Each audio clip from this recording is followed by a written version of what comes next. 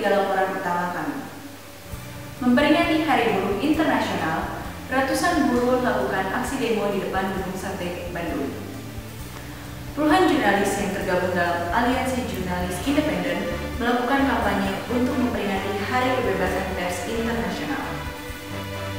Sebanyak 109 bendera negara peserta Konferensi Asia Afrika telah diturunkan setelah puncak perayaan KA berakhir.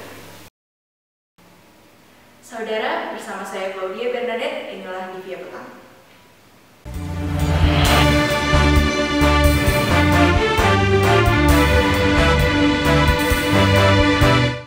Ratusan buruh di Bandung turun ke jalan untuk memperingati Hari Buruh Internasional. Aksi demo ini seperti biasa dimaksudkan untuk menyerukan tuntutan mereka. Beberapa tuntutan tersebut adalah untuk meningkatkan kesejahteraan dan memberi kemakmuran bagi para buruh.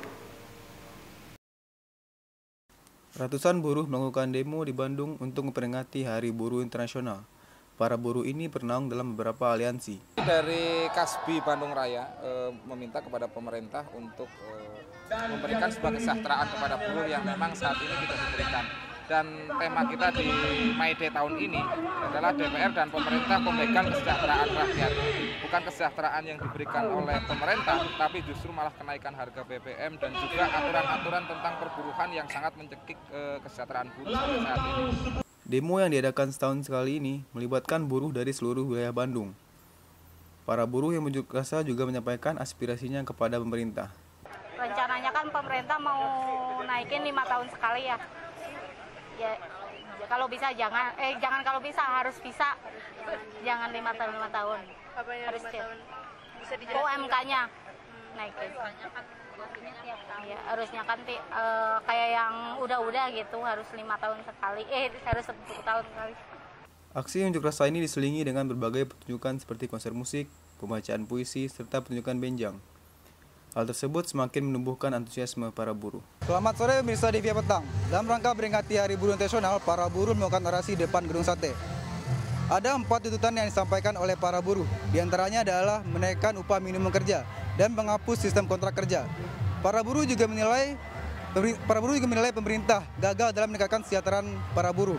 Walaupun satuan pengamanan sudah dikerahkan, akan tetapi orasi tetap berjalan dengan tertib dan lancar. Sarah Matul Fajri dan tim liputan Divya Petang melaporkan. Saudara, hari ini untuk memperingati Hari Kebebasan Pers Internasional, Aliansi Jurnalis Independen melakukan kampanye di hadapan masyarakat Bandung. Kampanye ini untuk memberikan kebebasan pers di Indonesia, serta mengungkap kekerasan pada pers yang belum terpecahkan hingga saat ini. Puluhan wartawan yang tergabung dalam Aliansi Jurnalis Independen melakukan unjuk rasa di Dago, Bandung. Teman-teman, kebebasan pers ini merupakan hal paling penting. Selain hak asasi untuk hidup, kita juga punya hak untuk menyampaikan pendapat, menyampaikan ekspresi di muka umum.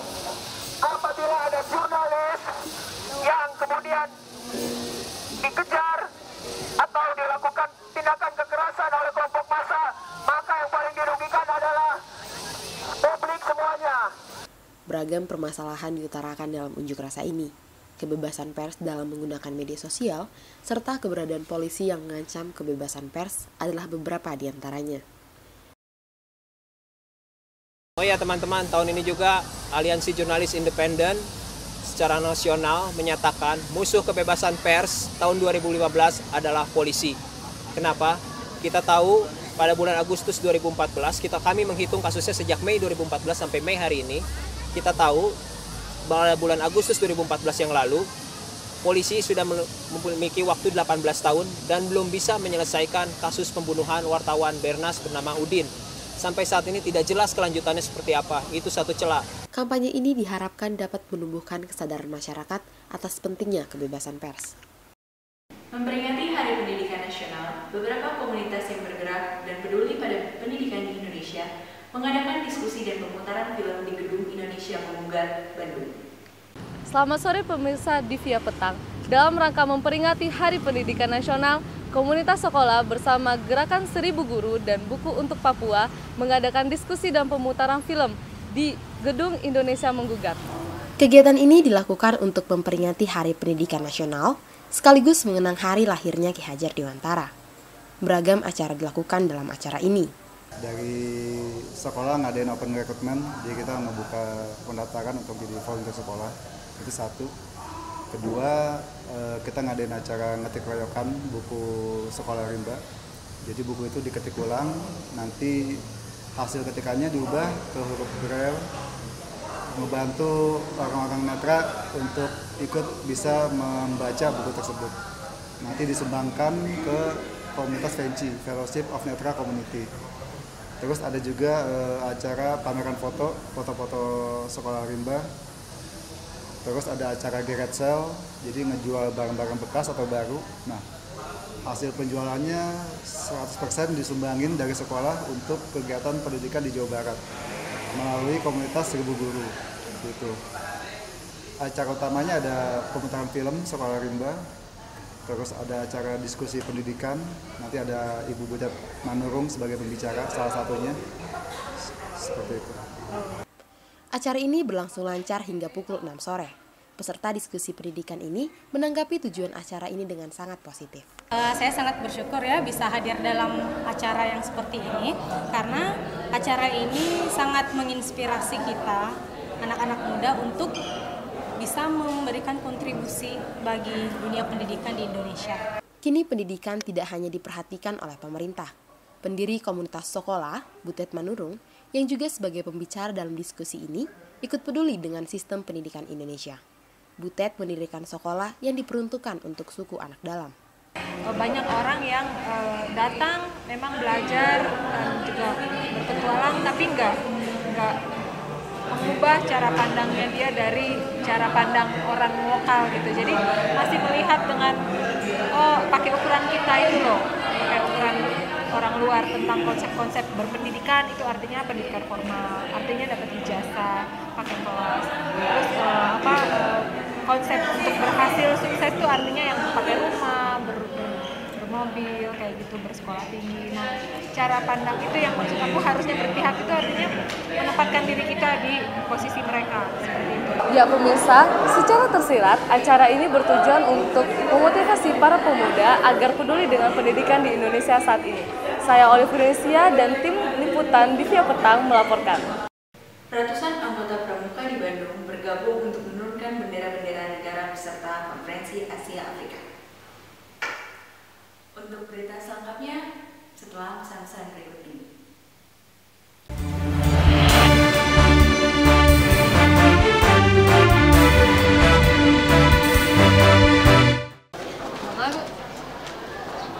Jangan pakai bahasa Padang. Iya makanya ya gitu kan.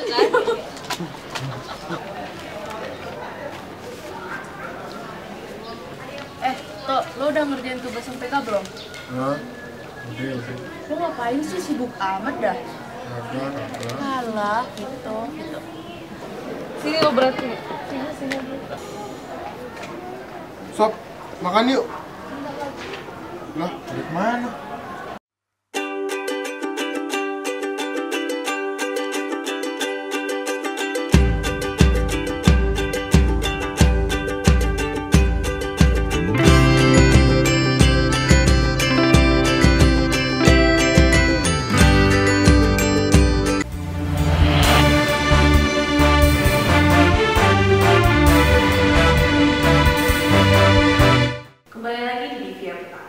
Beberapa hari setelah perayaan puncak Konferensi Asia Afrika dilakukan upacara penurunan bendera peserta KAA.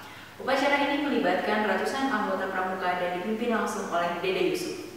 Meski dilakukan di depan jalan raya dan diikuti oleh ratusan warga, upacara ini tetap berlangsung tertib. Selamat sore pemirsa Divya Petang. Saat ini saya sedang berada di Gedung Merdeka, tepatnya di lokasi bendera-bendera negara berada. Sebentar lagi di sini akan dilangsungkan acara penurunan bendera masing-masing negara anggota KAA. Usai berakhirnya perayaan puncak Konferensi Asia Afrika, dilakukan penurunan bendera negara peserta KAA. Setiap bendera tersebut diturunkan oleh 350 anggota pramuka dari sekolah-sekolah yang ada di Bandung.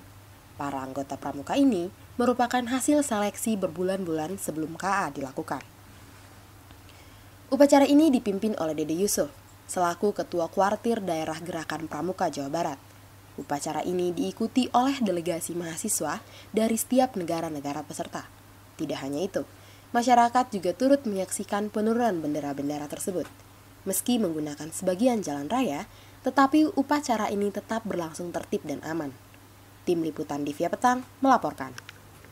Kota Bandung akan menjadi tuan rumah Pekan Olahraga Nasional ke-19 pada tahun 2016 mendatang. Sejak tahun 2015, para atlet telah menjalani kegiatan yang terpaksa dihentikan karena kemacetan ban. Pekan Olahraga Nasional akan kembali diselenggarakan untuk yang ke-19 kalinya. Kali ini, Jawa Barat mendapat kehormatan untuk menjadi tuan rumah ajang olahraga bergengsi ini.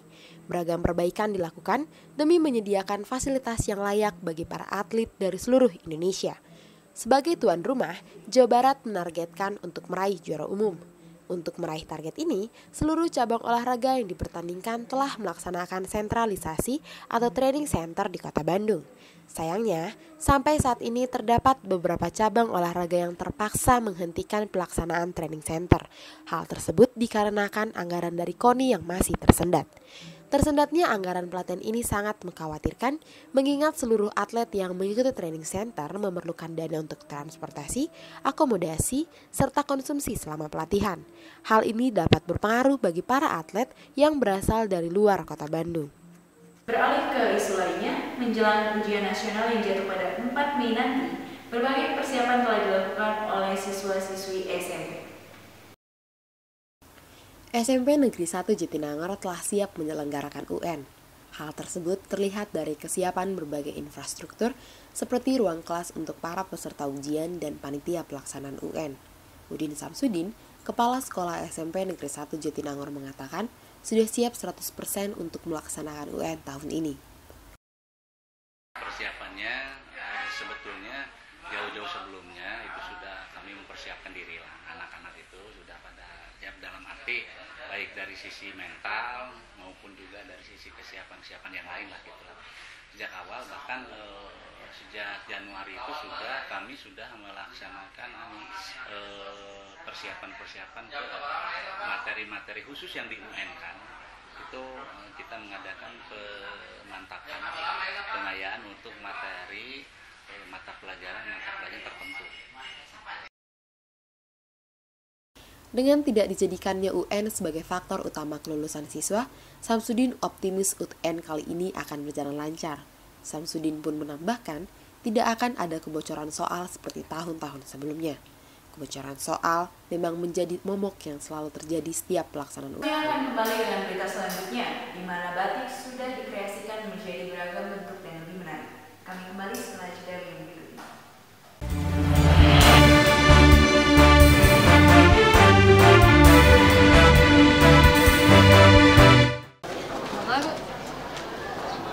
Jangan pakai bahasa Padang. Iya makanya ya Banget gitu kan.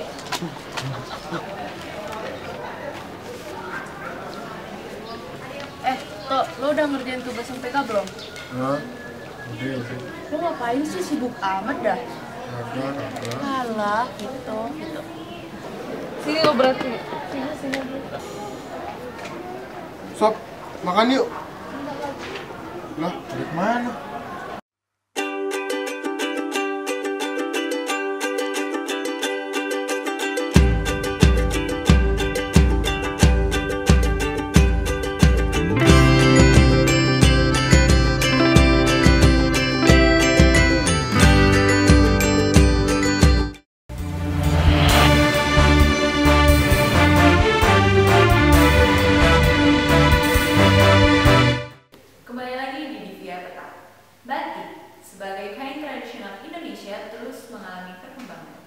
Bila biasanya batik terdapat batik tulis dan batik cat, di Bandung batik diproduksi dengan cara yang berbeda. Kali ini batik dikreasikan dengan lukisan. Batik adalah salah satu warisan asli dari Indonesia. Terdapat berbagai bentuk dari batik berdasarkan proses pembuatannya. Salah satunya adalah batik lukis. Nah, kali ini kita akan membahas tentang batik lukis. Seperti apakah proses pembuatan batik lukis? Yuk, simak berikut. Batik merupakan warisan budaya Indonesia. Boleh dibilang, hampir semua orang mengenal dan memilikinya. Batik dapat digunakan untuk berbagai acara, untuk acara formal, informal, bahkan seragam sekolah. Untuk mengenalkan batik yang khas dan kayakan motif, April lalu diadakan Festival Batik, Bordir, dan Tenun Nusantara di kota Kembang, Bandung. Festival ini menghadirkan berbagai macam batik dari penjuru Indonesia. Diadakan di Geraha Siliwangi, festival ini diikuti oleh berbagai masyarakat dari setiap kalangan. Di antara mereka, banyak yang mengaku baru mengetahui batik-batik khas setiap daerah. Nah, sekarang saya sedang berada di Bandung Science Center. Di sini terdapat pelatihan pembuatan batik lukis. Seperti apakah pembuatannya? Yuk kita lihat. Saat ini batik tidak hanya diproduksi dengan cara yang biasa. Ada Ed Satera, salah satu produsen batik yang berada di Bandung, menghasilkan batik dengan cara yang kreatif. Batik yang dihasilkan berasal dari lukisan tangan yang diaplikasikan langsung ke selembar kain. Awalnya justru saya itu kan lukis di atas kanvas, sudah cukup lama, kemudian dan cukup banyak gitu kan. Sedangkan saya berpikir kalau di kanvas itu hanya dipajang di rumah. Nah, saya kalau seandainya lukisan itu dipakai orang atau dikenakan oleh seseorang, pertama yang kita dapat, satu, kita bangga karya kita dipakai orang. Yang kedua, karya kita bisa dibawa kemana-mana dan siapapun bisa melihat dan bisa menikmati. Nah, sekarang saya sedang bersama peserta dari pelatihan batik lukis. Halo Mbak, ini lagi ngapain? Lukis apa? Lukis batik. Loh, kenapa sih berminat untuk belajar batik lukis? Soalnya warna-warnanya anak muda banget, bisa menuangkan hasil karya sendiri. Sudah juga. Udah hobi. Berapa lama Mbaknya belajar batik lukis? Belajarnya sih baru 1 bulan yang lalu. Kesulitan yang didapatkan saat belajar batik lukis apa? Kesulitannya mungkin dari bahannya yang cair, jadi ketika kita mau mewarnai atau menggambarnya perlu dengan. Nah, itu tadi cerita tentang batik lukis. Bagaimanapun juga, batik lukis adalah hasil kreasi dari anak bangsa yang harus kita pertahankan. Saya Arineka Putri bersama tim melaporkan dari Bandung. Beralih ke berita selanjutnya. Festival musik Kampung Jazz kembali diadakan pada tanggal 2 Mei lalu. Dengan mengusung tema Colorful Jazztival, festival ini mampu menarik lebih dari 5.000 penonton. Festival musik Kampung Jazz kembali diadakan untuk ke-7 kalinya. Kahitna, Gigi, Yura, serta Endah dan Resa merupakan bintang tamu yang dihadirkan. Tak hanya dalam negeri, deretan bintang dari luar negeri pun dihadirkan dalam festival ini. Halo, nama aku Nana Sagala. Yang aku tunggu sih dari acara ini Kahitna. Ya, siapa sih yang gak suka sama Kahitna? Dan kesannya untuk Kampung Jazz tahun ini sih sayangnya kurang rame ya, padahal biasanya sudah lumayan. Tapi kurang rame karena mungkin long weekend juga, sama cuaca itu lagi hujan deras banget sih. Saya Tulus, saya sekarang lagi di The 7th International Kampung Jazz yang diadain sama Eva Unpad. Dan di sini saya lagi nunggu Jizue buat main, tapi nanti dia main jam 9 di on stage. Ini main stage-nya. Menurut saya Kampung Jazz kali ini bagus. Diadakan pertama kali pada 2008, Kampung Jazz selalu mendapat sambutan hangat dari masyarakat Bandung. Kali ini ada 2 panggung yang dipersiapkan oleh panitia sehingga penonton bisa memilih musik mana yang akan dinikmati. Sebanyak 5.000 penonton menghadiri festival ini. Bukan hanya masyarakat Bandung, orang-orang dari luar Bandung pun sengaja datang untuk menonton perhelatan musik ini. Sekarang kita beralih ke berita hiburan. Kali ini datang dari pemeran film San Andreas, yaitu Dwayne Johnson. Film ini merupakan film baru dan film ini bercerita tentang gempa bumi yang terjadi di Los Angeles.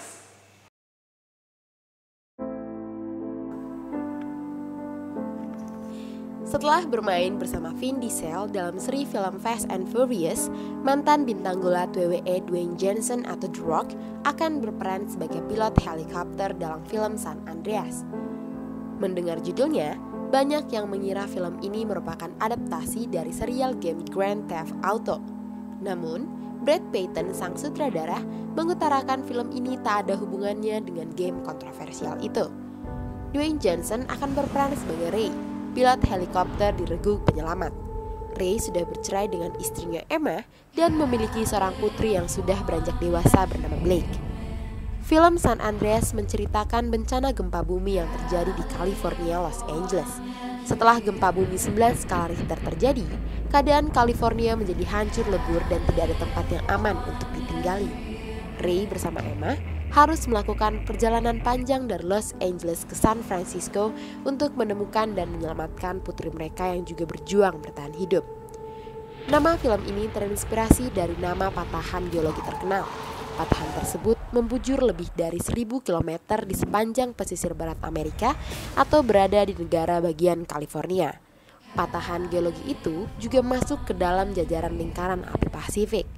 Alexander Daddario dan Carla Gugino merupakan jajaran bintang yang turut meramaikan film ini. Film action adventure yang diproduksi oleh Warner Bros. Ini direncanakan tayang pada akhir Mei 2015. I cannot emphasize this enough. You need to get out. And I mean now. Because even though this is happening here in California, you will feel it on the East Coast. Baiklah saudara, berita tadi sekaligus mengakhiri perjumpaan kita di petang ini. Saya Claudia Bernadette dan kru yang bertugas mengucapkan terima kasih dan sampai jumpa.